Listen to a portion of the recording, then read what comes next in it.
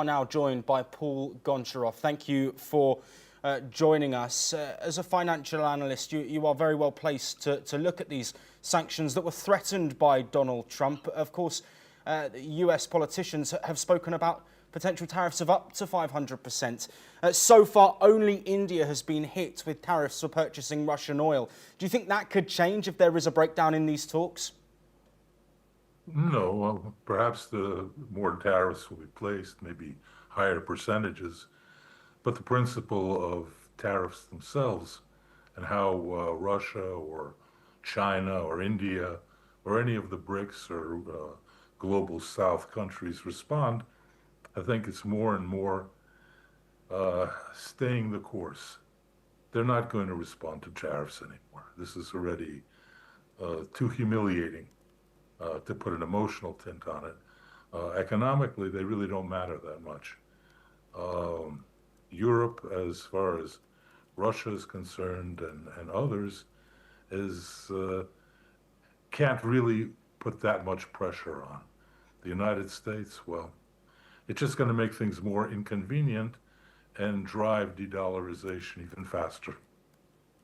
Yes, and Paul, staying with you, how impactful will those sanctions be on Russia if they do come into force?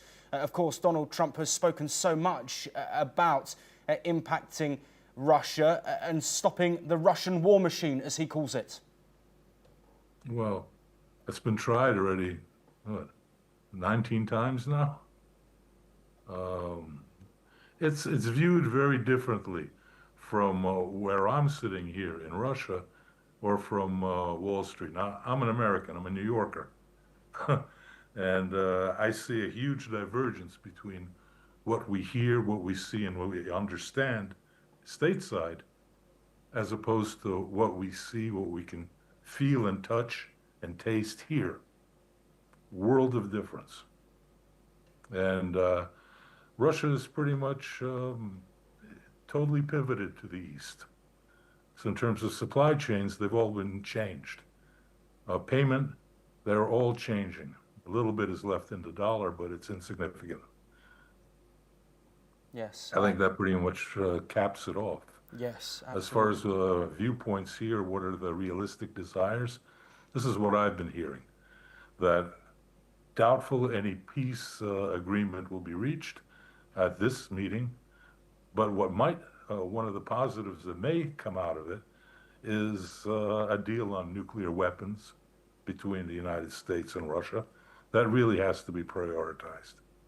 And secondly, business transactions. You have the Arctic to talk about, joint ventures between the United States and Russia.